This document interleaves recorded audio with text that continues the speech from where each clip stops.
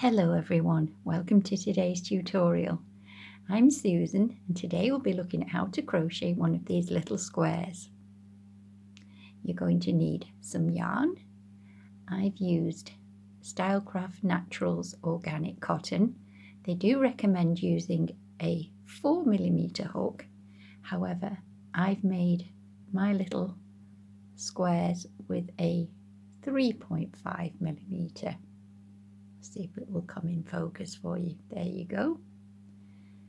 You're also going to need a little pair of scissors, a yarn needle to weave in your ends, and I'll just show you now that each little square measures 2 inches in diameter using the 3.5mm hook with the DK Stylecraft cotton yarn. So let's begin. Start with a magic loop. Make sure you leave a long enough tail so you can weave it in at the end. To make the magic loop, all I do is make a little loop like this, so it's almost like an E. And then if I just zoom in slightly, I pinch it, and then I bring my hook from the back of the loop to the front, find the working yarn, yarn over, and pull it through the loop, keeping hold all the time of the loop. And there you have your magic loop. Keep pinching it. Next we're going to chain 3. 1, 2, 3. That will count as our first double crochet. I'm using American terminology, but in the UK these are known as trebles. So to do your double crochet, yarn over, insert your hook into the loop, yarn over and pull through, and then yarn over and pull through 2, yarn over and pull through 2. So we need a total of 16 stitches to start. So that first chain 3 counts as our first double crochet, so we've now got 2. So that's 3. And I will be going slow today, so it's nice for beginners too to crochet along too. And you can always speed up the video using that little cogwheel. I think it's in the settings.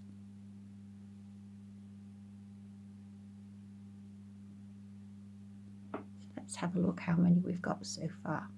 1, 2, 3, 4, 5.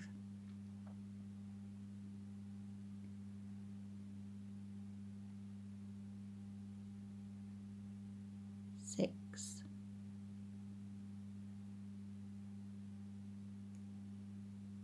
7. All the time pinching that little circle and working over both strands. 8.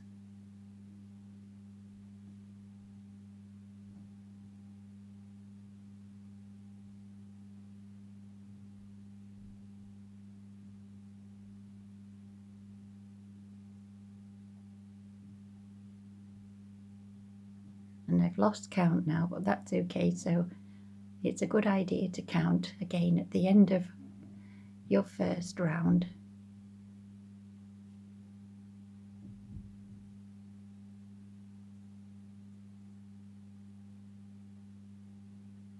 You can make the loop larger, of course, when you're starting out.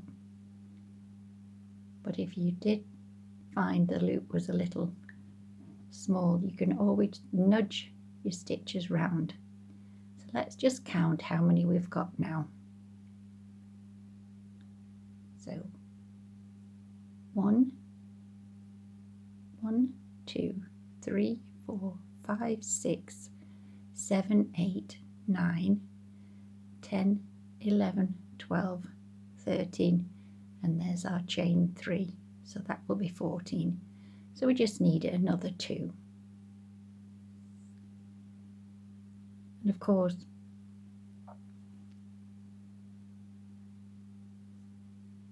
making sure we go over both strands.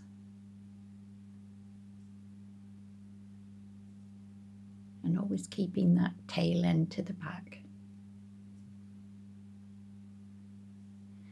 And to finish round 1, just work into the top of your chain 3. That's the top of your first complete double crochet.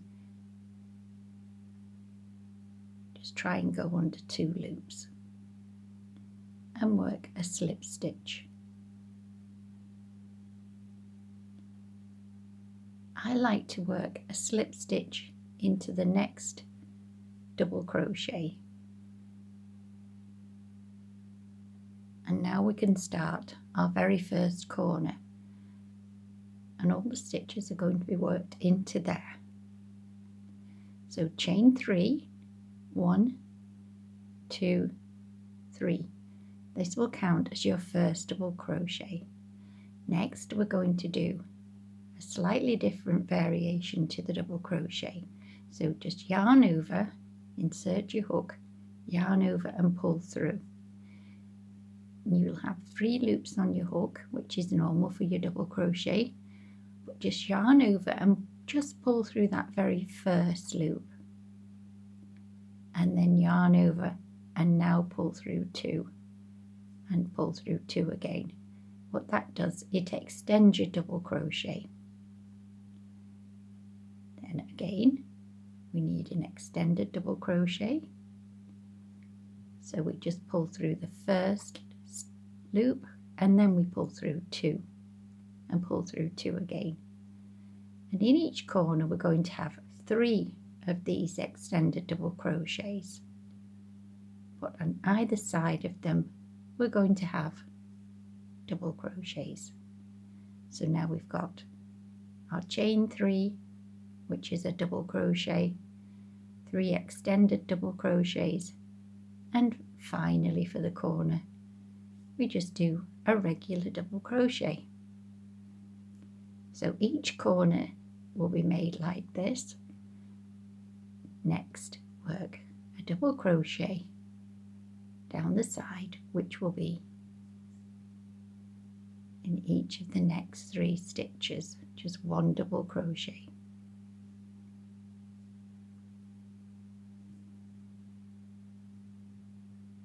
The next stitch will be a corner stitch.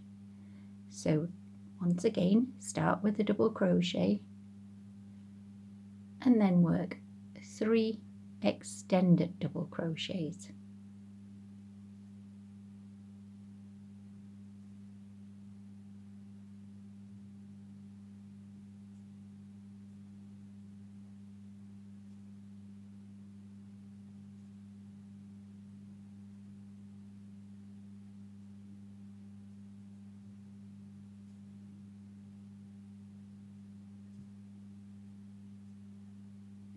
And once you've done your 3 extended double crochets, into the same corner stitch work a regular double crochet.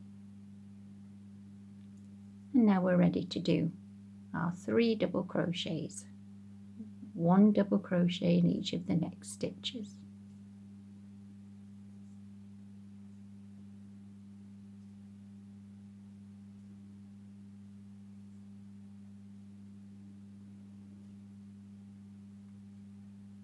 And this is how it's looking.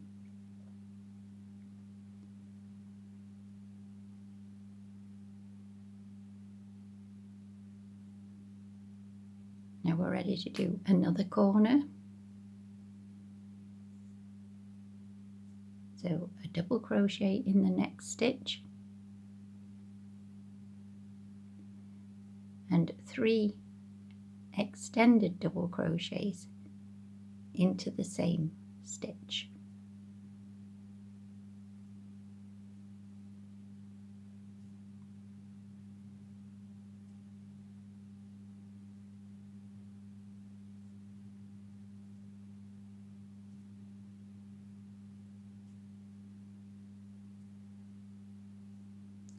And then a regular double crochet into the same corner stitch. Now we're ready to work a double crochet, 1 double crochet into each of the next 3 stitches.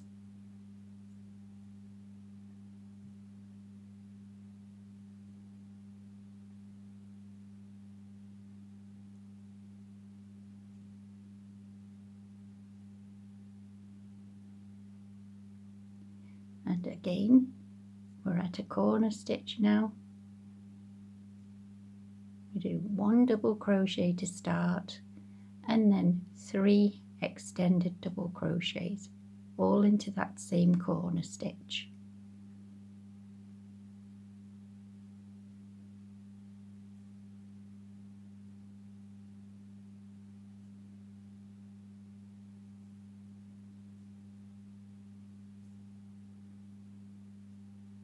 When you've done your 3 extended double crochets, you finish with a regular double crochet in the same stitch.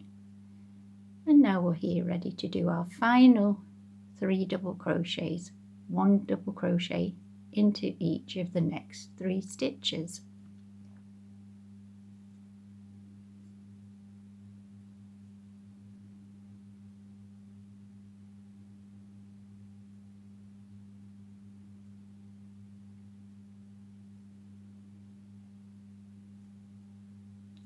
And just pull up a loop,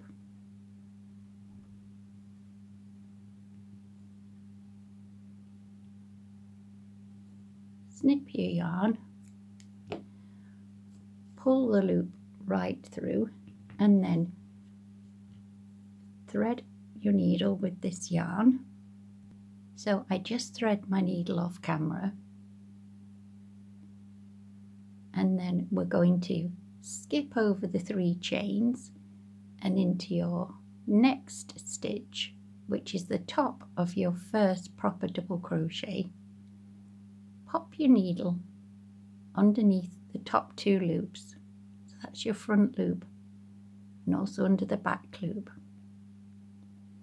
and pull the yarn through. And this will create the illusion of the top of a stitch. So this will be the front loop.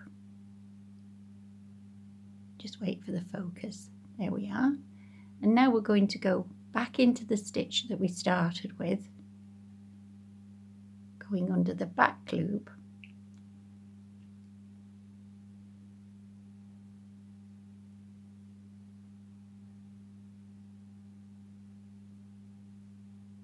and just pull your yarn through, and then just give it a little tug. As you can see now, you have what looks like an invisible join. So these are the tops of your stitches. The reason I like to do this is when I join the squares, I usually go through just the back loops, and this makes it easier. Next, I like to just bring the yarn through to the front here, still pinching just at the back, bring it down, and then I might just go into the stitch just there, just gently, and then I come across to the next stitch here. You can do this however you wish. It's just I've found that sometimes doing the invisible join, it can leave a little tiny gap between the stitches, and this alleviates that.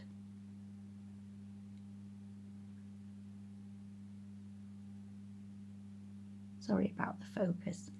Right, let's have a look. There we go. And then I turn the work over, and I just weave in however.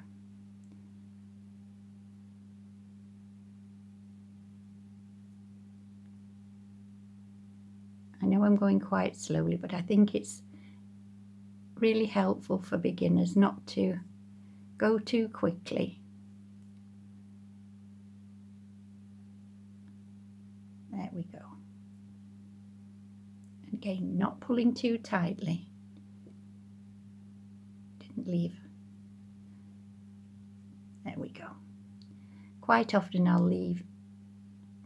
I need to make the thread shorter, the tail end of the thread, than the length I'm working with.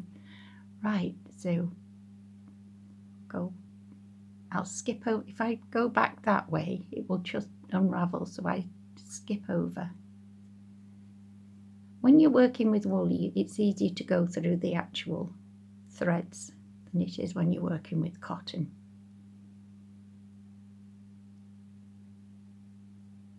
I think you get the idea. So we've done about 3 there, and I think that's more than enough. And next, just snip your yarn, taking care. There we go.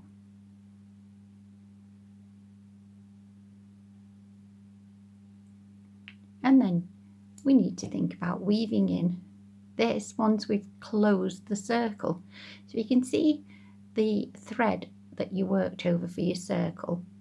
If you were to try and close your circle by pulling the thread this way, it won't work very well. So just make sure you're pulling in the same direction and just pinch and just pull, and you'll find you give it a really good tug. It closes that up nicely. You'll find it will give you'll notice just a tiny little give in it. And then, once again, just thread your yarn onto your needle and just work around and hide that yarn, and then come back on yourself and snip it off. And that's your little square completed.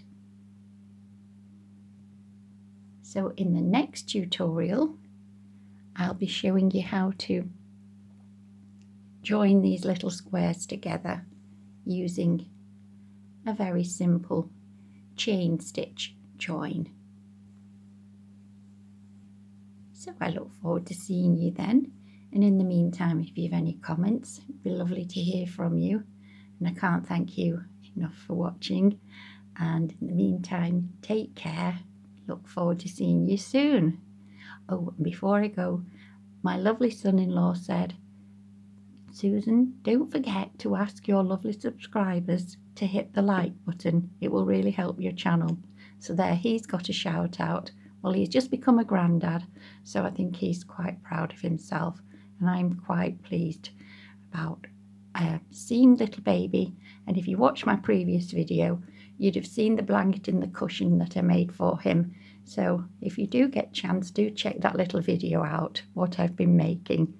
Right, that's it for now. Look forward to seeing you soon. Bye.